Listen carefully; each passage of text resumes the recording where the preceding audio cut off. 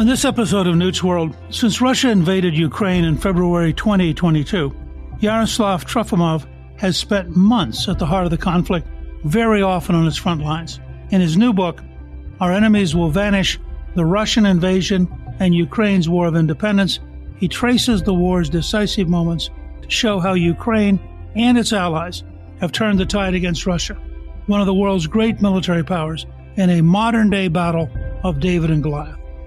Putin had intended to conquer and annex Ukraine with a vicious blitzkrieg, redrawing the map of Europe in a few short weeks with seismic geopolitical consequences. But in the face of this existential threat, the Ukrainian people fought back, turning what looked like certain defeat into a great moral victory, even as the territorial battle continues to this day. For Trofimov, this war is deeply personal. He grew up in Kyiv, and his family has lived there for generations. Here to talk about his new book, I'm really pleased to welcome my guest, Yaroslav Trofimov. He is the chief foreign affairs correspondent of the Wall Street Journal and was a finalist for the Pulitzer Prize in International Reporting for 2 consecutive years.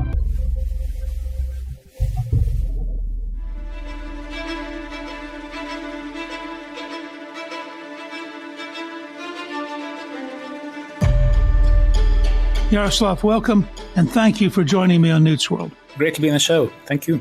You were born in Ukraine and came back to write about the Russian invasion in 2022. What was Ukraine like when you were growing up?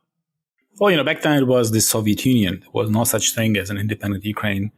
The current blue and yellow flag of Ukraine was outlawed. You would go to prison for even drawing it on a piece of paper.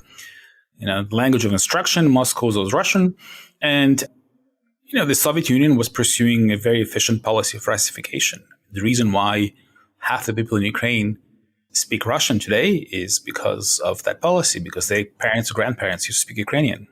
Was it a happy place? Was it a place you wanted to leave? Or what was your feeling? Well, it was a place that I left. I left it in 1990, before the Soviet Union collapsed. And the difference between the Ukraine today and Ukraine then is staggering, because an entire new society was born in those 30 plus years, and the generations that have come into being in a free, independent Ukraine are hugely different from their parents and grandparents, because they don't have that fear that was built into the Soviet system. They have the creativity, which they have shown in this war, and they have this desire, the really strong desire to remain free. If you look at the history of independent Ukraine, out of the 6 presidents it has had, only 1 was reelected. And twice there were uprisings when there was an attempt to rig the vote or to basically create a more authoritarian system. Ukraine has been wrestling with and steadily, I think, becoming a freer society and a more Western society, which may be part of the threat that Putin felt that if Ukraine was really successful, that the signal that would send to Russians who were living in a place that was not successful would in fact have endangered his whole regime. Because you're so knowledgeable, what do you want every American to know about Russia's invasion of Ukraine? Well, thank you so much. I think the invasion of Ukraine was the first step in Putin's plan for a much greater rebuilding, first the Soviet Empire, and then rebuilding the influence that the Soviet Union used to have in half of Europe. And Putin made it clear when he proposed ahead of the invasion, as his peace offering, the rolling back of NATO, essentially. So the withdrawal of all the American and other Western forces from NATO countries in what used to be the former Warsaw Pact. He clearly sees Ukraine as part of Russia. He has written this essay 6 months before the war, very long historical essay, that is called On the Historical Unity of the Russian and Ukrainian Peoples. And if he had been able to get away with his initial plan of conquering and subordinating Ukraine, it would be having a war in another European country now, probably. My sense was that if he could have won pretty decisively, that Poland and Estonia, Latvia, and Lithuania would all have been under threat. But I'm curious because, the American chairman of the Joint Chiefs of Staff said in public, and I think in a Senate hearing, that he thought that the Russians would get to Kyiv in 3 days. And my hunch is that that's what Putin's generals were telling him. Wasn't, in that sense, the ability of Ukraine to slow down and stop the Russian offensive sort of a remarkable shock to everybody? I think Ukraine was and remains today an extremely misunderstood country. Misunderstood by and underappreciated by the Russians and by the West until recently. And that comes from this lack of understanding just how much it has changed in its 3 decades of independence. The Ukraine that was around in 2022 is not the Ukraine that people used to know in the 90s, the corrupt, hopeless place that was just finding its way as a nation. There was a sense of purpose, there was a pride, there was an experience of fighting the Russians because, let's not forget it, the war began in 2014, not in 2022. 14,000 people died in the war in Donbass in 2014. At the time, the West didn't help Ukraine. The West just stood by. President Obama famously said there is nothing the U.S. can do to stop the Russians from controlling Ukraine. Yes, Putin believed that the Ukrainians will not fight, that they will surrender en masse, and in a matter of days, Kiev will be taken over. And so did the West. The U.S. government closed the embassy in Kiev, pulled out the diplomats, and basically gave Ukraine a little bit of weapons for an insurgency, kind of like the Mujahideen in Afghanistan, A few boxes of javelins, some stingers, and good luck. So the expectation was that Ukraine as a functioning state would cease to exist within a week or two. As I remember at the time that the Obama administration sort of had an attitude of, we'll send you meals ready to eat and we'll send you sleeping bags, but we won't send you any lethal weapons. One of the major changes occurred. Trump authorized javelins, which, are very effective tank killers. And that part of what hit the Russians was they, in fact, were really losing equipment and losing vehicles. And because of a very intelligent use of drones and of GPS, Ukrainians' forces in that opening blitzkrieg were able to just chop the columns up, hit the front and the back, leaving everything in between isolated. And it was an astonishing campaign in the initial surge. And I think the Russian logistics system was so bad that they just kind of fell apart. Right. I wouldn't put too much emphasis on the javelins. Ukraine only had 90 javelins when the war began, 90, against thousands and thousands of Russian tanks and armored vehicles. The British were more courageous, and they supplied about 2,000 NLAW anti-tank missiles, which I did see with my own eyes being deployed in the battlefield. I was in Ukraine since January, and I was in Kiev when the war began. But really, the initial fight, so repelling the initial Russian attempt to take Kiev, was mostly carried out using old-school Soviet vintage weapons, artillery, and anti-air defenses that Ukraine managed to preserve, and tanks. So it was really the old Ukrainian army used its vintage ammunition and vintage resources that repelled the initial Russian drive. And only after that did the US and allies start supplying American artillery, multiple anti-rocket systems, and everything else that came after that, including the F-16s that are now in the pipeline. To what extent do you think the situation really dramatically changed because the Russian system just broke down? And to what extent was it this sort of methodical organization of the Ukrainian people? I think it's both. I think on one hand, the Russians clearly weren't prepared for a fight. And I remember talking to people around Zelensky before the war began, and, the CIA director had just flown to Kiev to warn them in great detail about the coming invasion. And they were really disbelieving it because they were looking at the number of soldiers on Ukraine's borders, and it was fewer than 200,000 troops. They were shaking their heads and saying, how are they going to invade the largest country in Europe by landmass other than Russia with such a small army? And they were correct in retrospect, because Putin's entire war plan was premised on the idea that Ukraine will just collapse, they will not fight. And, the troops coming to Kiev were carrying parade uniforms with them. And the commander of Ukrainian forces, General Zaluzhny, really decided to trade territory for preservation of forces for time. So instead of fighting, for every village on the border, he pulled back the forces and then he attacked the Russian supply lines that were overstretched and really made it impossible within a month for the Russian army besieging Kiev to continue the siege. And so they had to withdraw, suffering tremendous losses at the end of March. I think what also changed is that, Putin had this idea that a big Soviet army would be fighting a small Soviet army, in which case the outcome would be preordained. But Ukraine, though it didn't receive lethal weapons, except for a few javelins, from the West in the 8 years since the conflict began in 2014, they did receive a lot of training. So there were British, Canadian, American instructors training Ukrainian officers in NATO doctrine in this giant camp called Yaroslav on the Polish border. And they trained them in the idea of mission command, which meant that commanders on lower levels had full authority to engage the enemy as long as it was within the objective set by the central staff. In a conflict where Russia was advancing from 11 different directions at the same time, this ability to delegate, this freedom that the Ukrainian commanders had, is what really saved Ukraine. And this sort of system is only possible in a country that is more or less democratic, and that is where the army functions on trust, as opposed to the Russian army, which really is based on fear of superiors, in which the bad news don't get reported up the chain of command for the fear of angering superiors, and therefore bad decisions keep being made. And of course, that model was one which we had developed for a long period of time, which allows us to delegate authority down to sergeants and corporals that in some armies get stuck up at majors and lieutenant colonels.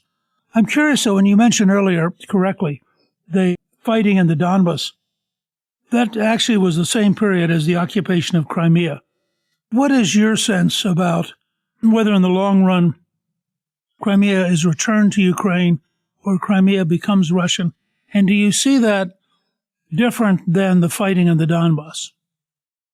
Well, the conflict in Donbass and Crimea was different at the inception because the Ukrainian army did not fight for Crimea. Putin took advantage of mayhem in Kiev, change of government, president being ousted, and Russia, which had regular forces in Crimea, just seized it, and the Ukrainian soldiers did not resist. The Ukrainian didn't have much of an army either at the time. In Donbass, a few months later, the Ukrainian army tried to resist, but by then there was this influx of volunteer units, people just picking up arms to defend Ukraine, and they were much more successful in Donbass. And 1/3 of Donbass was in Russian hands until the full-scale invasion of 2022. In both areas, there's been great demographic change. In Donbass, most of the population has fled. Nobody wanted to live under the Russian occupation. So people fled to Ukraine, the rest of Ukraine. People fled to Europe. People fled to Russia. But there's nothing to do in Donetsk and Luhansk. It's run by gangsters. Every man, from 18 to 60 pretty much has been conscripted 2 years ago and sent to die. And there is no economy. Crimea has seen an outflow of also hundreds of thousands, maybe a million people. Crimean Tatars, Ukrainians, others who are loyal to Ukraine, and a huge influx of settlers from mainland Russia. Ukraine's goal remains to liberate Crimea one day. How realistic that is right now? Right now it's Russia that's on the offensive, and Ukraine's army is starved of ammunition and has to retreat because U.S. military aid has been cut off for several months now.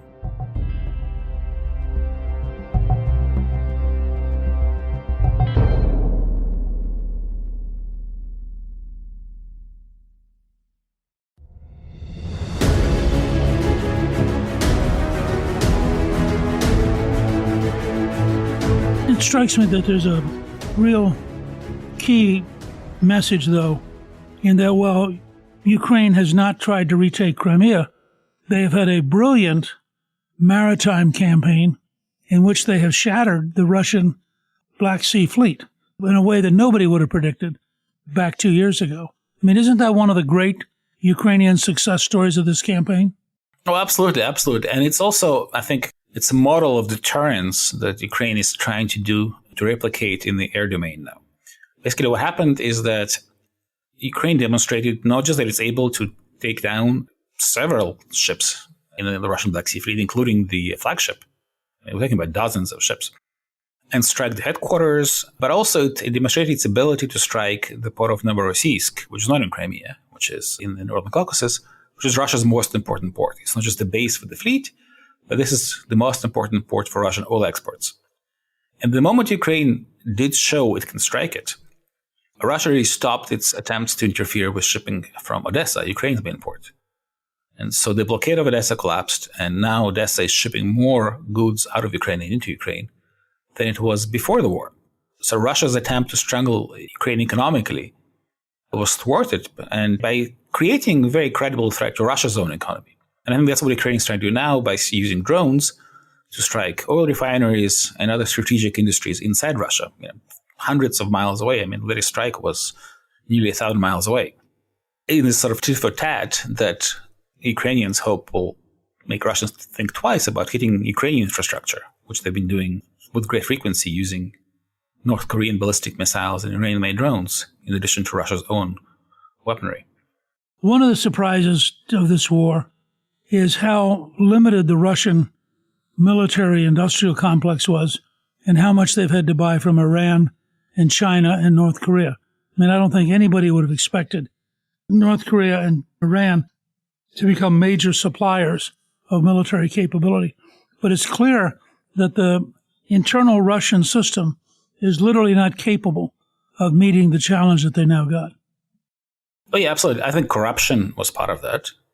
Both corruption in the military industries, corruption in the intelligence services, because allegedly all these Ukrainian officials and military commanders were on Russian payroll, and Putin was expecting them to switch sides on D-Day of the invasion, and they didn't, because probably a lot of that money was skimmed along the way, thankfully for Ukraine.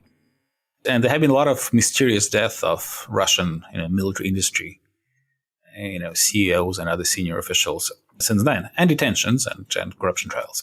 I think Russia thought it is a much stronger power than it is because it showcased its might in Syria. And in Syria, it was very successful. But in Syria, it only deployed about 3,000 troops. And the rest of the world thought the rest of the Russian army is as good as those best formations, and the best pilots and the best planes that they sent to Syria. But the rest of the Russian army was not like that. The rest of the Russian army was still stuck in the Soviet era.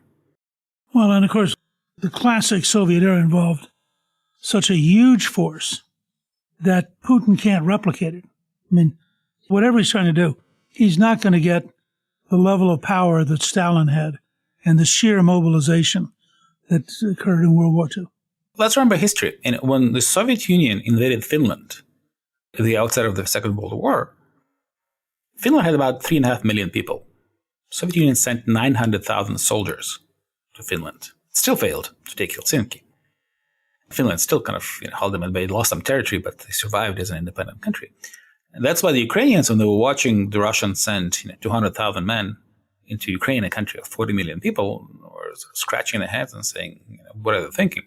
I haven't seen Putin able to generate the sheer combat power that Stalin did. I mean, when Stalin understood how good the Finns were and how hard they were going to be to beat, I mean, he just really poured an enormous amount of combat power into the Finnish border. You haven't seen anything like that scale from Putin. Well, first of all, Russia is not the Soviet Union. It's a smaller country with an aging demographic. Not a lot of kids were born in the 1990s because of all the economic troubles there. So not actually that many young men who are available to fight. And a lot of them don't want to fight. So Putin, for political reasons, refused to mobilize until losing Kharkiv and Kherson in September 2022. And so by then his professional army was pretty much destroyed. But when he did mobilize 300,000 soldiers, more than 1 million Russians fled the country. And that's a difference because they couldn't flee into Stalin. But in the current Russia, they could just hop on a plane and fly to Dubai. The ticket to Dubai was $8,000 one way on the day he announced the mobilization in economy class. I have to say, somebody was making a lot of money out of those airplane flights. Well, certainly, yes. And then there is also the issue of gear. What are you going to arm these troops with? The Russian military industries are not able to produce what the Soviets are producing. When the Ukrainians knock down the Russian AWACS planes, they're irreplaceable because Russia cannot make them. Those are Soviet legacy planes. Half of their stuff that's in them was made in Ukraine. And Ukraine had the main aircraft engine plant in the Soviet Union, in Zaporizhia. And the same goes for lots of other stuff. So right now, Ukraine destroys probably 3 times as many tanks and howitzers in a month than Russia is able to either build or repair, using salvaged parts and really old models. This mathematics of attrition actually doesn't work in Russia's favor as long as Ukraine is able to draw on the industrial. base of the West and on the money from the West. It's very important that we communicate with our listeners how vital it is that the United States sustain its support and sustain the flow of ammunition and equipment. But I have to take a brief moment to ask you about one of the more startling things that has to, I think, have some impact on Putin's thinking, and that was the attack at the concert hall outside Moscow, where Islamic gunmen killed over 130 people. And there's a lot of argument about exactly who sent them and who different people are claiming different things. But I think this was the biggest Russian disaster since Beslan. To what extent does that kind of attack inside Russia shake the system or shake people's confidence in the system? Well, it's really hard to measure because there's no longer any opinion polling in Russia. If you say the wrong thing to a pollster on the phone, you can get arrested. People have been. I think Putin really, in the depth of his soul, believes that Ukraine was somehow responsible for the attack on Crocus. Because if you don't believe that, then you have to admit that you've been fighting the wrong enemy. His entire worldview would shatter. And the image of Russia as he's building it, because, in the Russian propaganda, Russia is now the leader of the global South, and the Muslim world is its ally. And it's fighting against colonial domination by the West of the rest of the world, on behalf of the global majority. He gave a speech saying it's impossible for Muslims to attack Russia because we're such good friends with Muslims. Obviously, lots of Muslim countries were also attacked by Islamic State. They didn't stop them from killing. Most of the victims of Islamic State were actually Muslims. If you look at what they've been doing in in Iraq and Syria and other places in 2014 and 15, I think Putin lives in a delusionary world. And the reason why he invaded Ukraine is the biggest proof, because he really believed that the Ukrainians are Russians and will not fight. When you talk about Ukraine in that context, it seems to me that there was the brief period right after World War I where there was a Ukrainian independence movement. Then there was the terrible period where Stalin deliberately starved Ukrainian farmers and millions died as a result of deliberate Soviet policy. And then right after World War II, you ended up, if I remember correctly, with a pretty significant resistance movement for 2 or 3 years. That really was making it challenging. Yeah, the Ukrainian idea has been around for quite a long time. The title of my book, Our Enemies Will Vanish, that's a line from the Ukrainian national anthem that was written in the 1860s. In Kiev, it goes, "Our enemies will vanish like dew at sunrise." Very optimistic and very non-bloody sort of expectation of the enemies just going away. And at the time, the Ukrainian language was banned and the Ukrainian books could not be printed. And the authors of this anthem were persecuted by the Russian authorities. Then after the First World War, it was indeed a Ukrainian People's Republic in Kiev, and then there was another Ukrainian Republic. The Bolsheviks and Lenin realized that the only way they could control Ukraine is by allowing this idea of Ukrainian nationhood and Ukrainian identity. And so there was the Soviet Union with the Ukrainian Soviet Republic that in the 1920s, 1930s was really Ukrainian. There was a policy of Ukrainization. All officials had to speak Ukrainian. A lot of the leaders of the Ukrainian independent state, including its president, Grushevsky, returned to Ukraine to be, Grushevsky was, head of the Academy of the Ukrainian Soviet Republic. And then Stalin in the 1930s destroyed all of that. As a term in Ukraine, the executed Renaissance, because much of the Ukrainian cultural and intellectual elite was just shot in the head in the prison camps in Karelia in northern Russia. And then there was this terrible famine and lots of other bad things happened to Ukraine, which is the reason why Ukrainians are fighting today, because they know what happens when the Russians come and take over.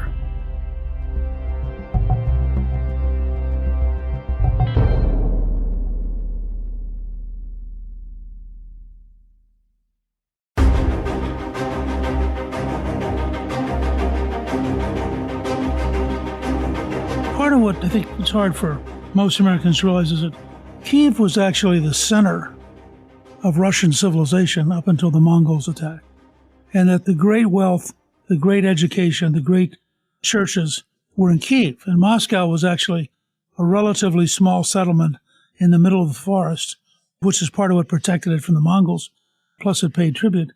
But it seems to me that there is a deep historic sense of Ukraine as an important center of civilization that makes it more difficult for them to bow to control from Moscow. Well, both the president of Ukraine and the president of Russia are named after Grand Prince Volodymyr of Kiev, Vladimir. When Vladimir ruled, Moscow did not exist. 100 years after he ruled, Moscow did not exist. 200 years after he ruled, Moscow did not exist. And to the Ukrainians, the Russians claiming the heritage, the roots in the Kiev, Rus, which was not Russia, but Rus, is misappropriation. I mean, what they say is that, we had this state in Ukraine, in Kiev. It was a great state. And then, many centuries later, the princes in Moscow, who only rose to power because they were collecting taxes for the Mongols, this was the historical reason for the rise of the Moscow kingdom, decided to appropriate our history and declare themselves to be the heirs to the Rus. And that is really Russia's foundational myth, because if you strip away that past, then the Russian sense of identity really collapses, which is why the existence of Ukraine as an independent country, Kiev being the capital of a different country, is really a threat to Russian identity. And which is why it's so hard, not just for Putin, but a great many Russians to accept the idea that Ukraine is a different country, the Kiev Rus is a history of a different country, and Prince Volodymyr was the Prince of Kiev, not the Prince of Moscow. It seems to me that, in that sense, the likelihood of Ukrainian nationalism caving and deciding to accept the Russians is very tiny. That there's a deep resistance and a deep sense of identity, not both because they want to be free, but also because they want to be Ukrainian. Yeah, absolutely. And I think it's really interesting how the Ukrainian identity changed over the last half a century or century. And that's really the reason why Ukraine has been able to be so resilient and to resist.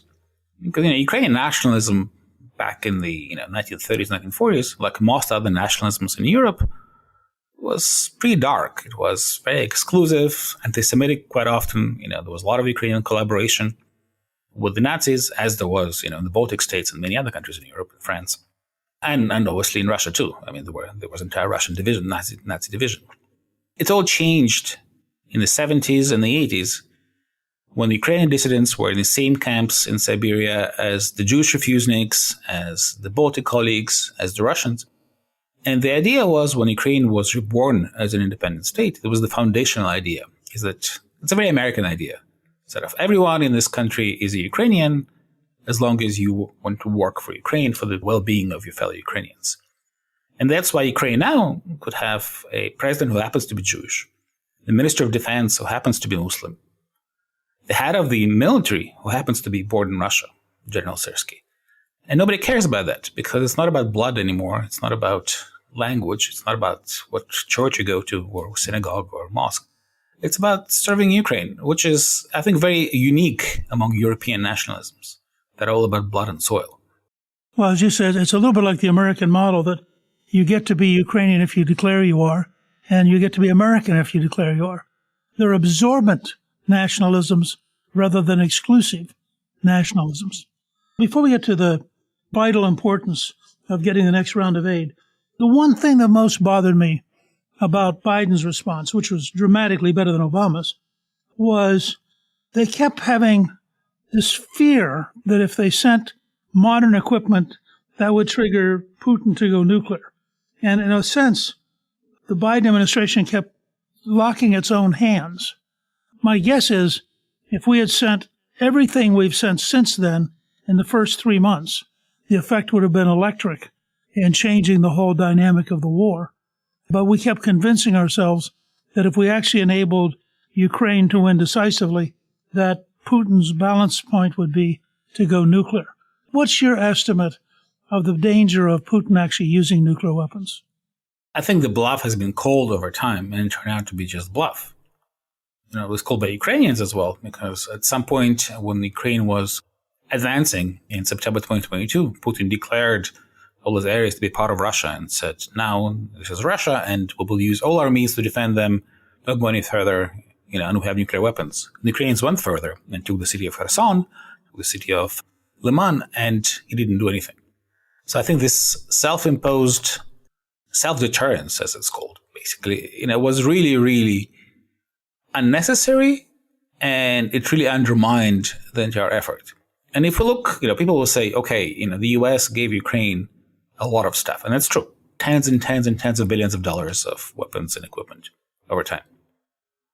But if you talk to Ukrainian commanders, they would tell you, okay, well, there's a fire and you need a bucket of water to extinguish the fire. And if you give us this bucket of water right away, we can extinguish it. But what we got from the US was a lot of teacups over the course of 2 years. There was never this critical mass. And whenever a new system was introduced, it was introduced in limited numbers. And by the time numbers increased, the Russians already would find a way of counteracting it. So, given that we are now where we are, how much damage has been done over the last 3 months by American political infighting and inability to pass aid to Ukraine in a timely way? In Russia, if you look at the map has not changed dramatically. Russia took the city of Avdiivka, which is a city of about 30,000 people. It's the first city it did take since May last year, and lost a lot of people. Russian estimates are 16,000 people died for Avdiivka, 16,000 Russian soldiers. Ukraine also is sustaining very heavy losses. Every day of these delays is measured in hundreds of lives of Ukrainian soldiers either killed or injured. And we don't know whether Russia will be able at some point in the coming month to assemble its critical mass to punch through the Ukrainian front lines and to get dramatically more ground. So the Europeans have stepped in partially. The capacities are limited, but they're doing a lot more than they used to.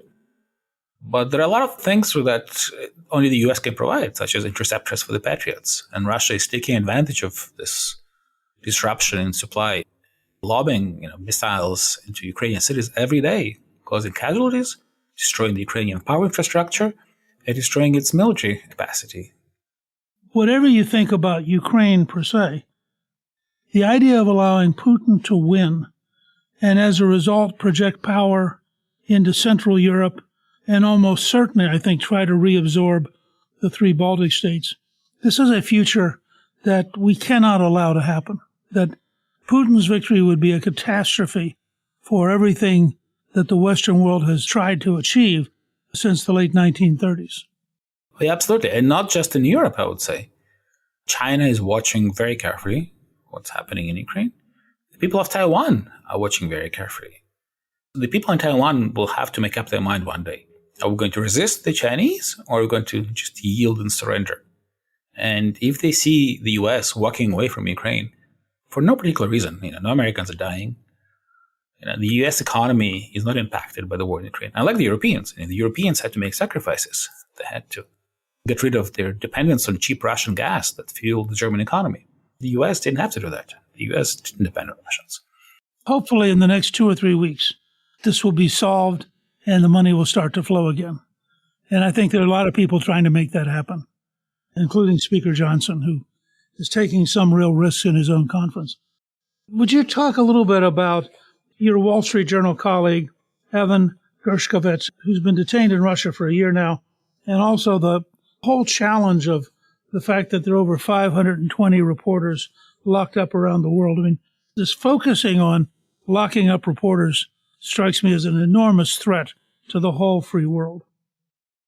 Well, dictators are afraid of truth. They're afraid of information. They're afraid of people piercing the bubble of propaganda. And that is one of the reasons why Russian leader Putin has gone after Evan, because Evan was there writing stories that explain what's really happening in Russia. He was doing his job as a journalist. He was doing a great job. And that did not please the regime there. And we have seen other authoritarian regimes clamping down the press, not necessarily by detaining journalists, but also by denying visas, expelling them. We've seen that in China. It's very hard to work in China as well. Any foreign journalist going to Russia is playing Russian roulette right now. It's pretty sobering. And of course, our prayers are with Evan and his family, and we hope that we can get him released. Yaroslav, I want to thank you for joining me. Your new book, Our Enemies Will Vanish, The Russian Invasion and Ukraine's War of Independence, is available now on Amazon and in bookstores everywhere. I encourage everyone who's concerned not just about Ukraine, but about the peace of the West and the survival of our values and the necessity of defeating Russia to pick up a copy. And You can follow Yaroslav's reporting with the Wall Street Journal at WSJ.com. But thank you very much for being with us. Thank you so much for having me. Thank you to my guest, Yaroslav Trofimov.